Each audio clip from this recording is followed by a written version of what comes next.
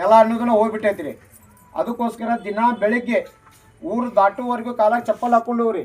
ಊರು ದಾಟಿದಾದ್ಮೇಲೆ ಯಾವ್ದಾರು ಹೊಲದೊಳಗಡೆ ಒಂದು ಅರ್ಧ ತಾಸಿನಾರ ಅಡ್ಡಾಡ್ಬರ್ರಿ. ಆರೋಗ್ಯದಿಂದ ಇರ್ಬೇಕಂದ್ರೆ ಬರೀ ಕಾಲಿನಿಂದ ಅಡ್ಡಾಡಬೇಕು, ಬರಿಗಾಲಿನಿಂದನೇ ಅಡ್ಡಾಡಬೇಕು. ಇನ್ನು ಮೇಲೆ ಸ್ನಾನ ಮಾಡಬೇಕಾದ್ರೆ ಬಚ್ಚಲ್ ಮನೆಗೆ ಹೋದಾಗ ಯಾವತ್ತು ಸಡನ್ಲಿ ನೀರು ತೊಗೊಂಡು ಹೆಗಲ ಮೇಲೆ ಹಾಕೊಂಡೆ ತಲೆ ಮೇಲೆ ಹಾಕೊಂಡೆ ಮಾಡ್ಲಿಕ್ಕೆ ಹೋಗ್ಬೇಡ್ರಿ. ಪೀಡ್ಸ್ ಬರಕ್ಕೆ ಚಾಲು ಆಗುತ್ತೆ, ಹೌದಾ? ಆಮೇಲೆ ಇಲ್ಲಾಂದ್ರೆ ಲಕ್ವ ಹೊಡಿತೈತಿ, ಇಲ್ಲ ಹಾರ್ಟ್ ಅಟ್ಯಾಕ್ ಆಗುತ್ತೆ. ಇವು 3 ಕಾರಣಗಳು ಬಂದೇ ಬರ್ತವೆ. ಯಾಕಂದ್ರೆ ನೀವು ಹೋದ್ಬಿಟ್ಲೆ ಸಡನ್ಲಿ ಡೈರೆಕ್ಟಾಗಿ ತಲೆ ಮೇಲೆ ನೀರು ಹಾಕೊಂಡಿಂದ ನರಮಂಡಲ ಬ್ಲಾಸ್ಟ್ ಆಗುತ್ತೆ. ಜಳಕ ಮಾಡಿ ಬಂದು 1 ತಾಸು 2 ತಾಸು ಅಥವಾ 3 ತಾಸಿಗೆ ಲಕ್ವ ಹೊಡ್ಯಕ್ಕೆ ಚಾಲು ಆಯ್ತು. ಇವತ್ತು ಲಕ್ವ ಪ್ರಾಬ್ಲಮ್ ಯಾಕೆ ಹೆಚ್ಚಿಗೆ ಆಯ್ತು ಅಂದ್ರೆ ಇದರಿಂದ, ಇವು ತಪ್ಪುಗಳು. ಆಮೇಲೆ ಟೆನ್ಷನ್ ಜಾಸ್ತಿ ಇರೋದ್ರಿಂದ ಇವು ಸಮಸ್ಯೆಯಿಂದ ಲಕ್ವ ಜಾಸ್ತಿ ಆಗುಂತೈತಿ. ಪ್ಯಾರಾಲಿಸಿಸ್ ಅಂತ ಹೇಳ್ತೀವಿ ನಾವು, ಹೌದ್ರಿ? ಪೀಡ್ಸ್ ಜಾಸ್ತಿ ಬರೋಂತೈತಿ ಇದರಿಂದ ಕಾರಣ. ಅದಕ್ಕೋಸ್ಕರ ಸ್ನಾನಕ್ಕೆ ಹೋದಾಗ ಯಾವತ್ತು ಫಸ್ಟ್ ಪಾದ, ಆಮೇಲೆ ಮೊಣಕಾಲು, ಆಮೇಲೆ ನಡಕ್ ಹಾಕೋರಿ, ಹೆಗಲಿಗೆ ಹಾಕೋರಿ, ಆಮೇಲೆ ತೆನೆ ಸ್ನಾನ ಮಾಡೋರು ತಲೆ ಸ್ನಾನ ಮಾಡಿರಿ. ಯಾವತ್ತು ಡೈರೆಕ್ಟಾಗಿ ಮಾಡ್ಕೊಳಕ್ಕೆ ಹೋಗ್ಬೇಡ್ರಿ. ಈ ರೋಗದಿಂದ ನೀವು ಮುಕ್ತರಾಗಬೇಕಂದ್ರೆ ಇವನ್ನೆಲ್ಲವೂ ಮಾಡಿರಿ. ಇವು ಎಲ್ಲವೂ ರೋಗಗಳು ಇವತ್ತು ಯಾಕೆ ಬರಕ್ಕೆ ಕುಂತಿದ್ದಾವೆ ಅಂದರೆ ನಮ್ಮ ದೇಹದೊಳಗಿರುವಂಥ ಜೀವಕೋಶಗಳಿಗೆ ಸರಿಯಾದ ಆಹಾರ ಸಿಗಾಕ ಕುಂತಿಲ್ಲ. ಯಾವುದ್ರ ಊಟದೊಳಗೆ ಮೊದಲಿನ ಕಾಲದೊಳಗೆ ಜೋಳದ ರೊಟ್ಟಿ ಒಳಗೆ 42 ಥರದ ಕಂಟೆಂಟ್ಗಳು ಇದ್ದವು.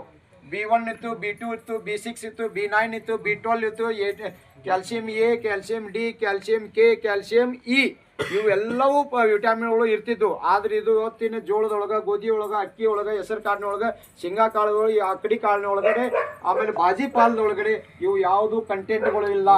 ಎಲ್ಲವೂ ವಿಷವ ತಿನ್ನಾಗುಂತೀವಿ. ಅದರಿಂದ ರೋಗಗಳು ಹೆಚ್ಚಿಗೆ ಆಗುಂತಾವೆ. ರೋಗಗಳು ಬರಲಿಕ್ಕೆ ಕಾರಣ ಏನು?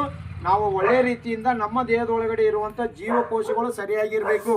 ಜೀವಕೋಶಗಳು ಮನುಷ್ಯ ತಯಾರಾಗಿದ್ದೇ ಜೀವಕೋಶಗಳಿಂದ. ಮೂಳೆ ಮಾಂಸಖಂಡಗಳಿಂದ ಮನುಷ್ಯ ತಯಾರಾಗಿಲ್ಲ. ಮಂಗನಿಂದ ಮಾನವ ಅಂತ ಹೇಳೋದು ಅದು ಸುಳ್ಳು. ಮಂಗ ಎದರಿಂದ ರೆಡಿ ಆದ? ಜೀವಕೋಶಗಳಿಂದನೇ, ಹೌದಾ? ಜೀವಕೋಶಗಳು ಒಬ್ಬ ಮನುಷ್ಯನ ದೇಹದೊಳಗಡೆ, ತಾಯಿ ಗರ್ಭದೊಳಗಡೆ ಒಂದು ಮಗು ಜನನ ಆಗಬೇಕಾದ್ರೆ ಆ ಮಗುವಿನ ದೇಹದೊಳಗಡೆ 63,000 ಟ್ರಿಲಿಯನ್ಗಳಷ್ಟು ಜೀವಕೋಶಗಳು ಇದ್ದರೆ ಮಾತ್ರ ಮಗು ಜನನ ಆಗುತ್ತೆ, ಇಲ್ಲಾಂದ್ರೆ ಆಗಲ್ಲ. ಅರ್ಥ ಮಾಡ್ಕೊಳ್ಳಿ. ಜೀವಕೋಶಗಳು ಸರಿಯಾಗಿ ಬೆಳೆದಾದ್ಮೇಲೆ ಎಲುಬುಗಳು ಬೆಳಿತಾವೆ, ಮಾಂಸಖಂಡಗಳು ಬೆಳಿತಾವೆ, ಎಲ್ಲ ಅಂಗಾಂಗಗಳು ಬೆಳಿತಾವೆ. ಜೀವಕೋಶಗಳನ್ನ ಬೆಳವಣಿಗೆ ಅಲ್ಲಿನ ಒಂದು ಗಡ್ಡೆ ಥರ ಆಗುತ್ತೆ, ಮಾಂಸದ ಗಡ್ಡೆ ಥರ ಆಗುತ್ತೆ. ಜೀವಕೋಶಗಳು ಬೆಳೀಲಿಲ್ಲ ಅಂದರೆ ಎಷ್ಟೋ ಹೆಣ್ಮಕ್ಳು ಅಬಾಯ್ಷನ್ ಮಾಡ್ಕೊಳ್ಳೋಂಥ ಪರಿಸ್ಥಿತಿ ಬರುತ್ತೆ. ಯಾಕಂದ್ರೆ ಜೀವಕೋಶಗಳ ಶಕ್ತಿನೇ ಇಲ್ಲ, ಆ ಪರಿಸ್ಥಿತಿ ಬರುತ್ತೆ. ಅದಕ್ಕೋಸ್ಕರ ಜೀವಕೋಶಗಳು ಆರೋಗ್ಯದಿಂದ ಇರಬೇಕಾದ್ರೆ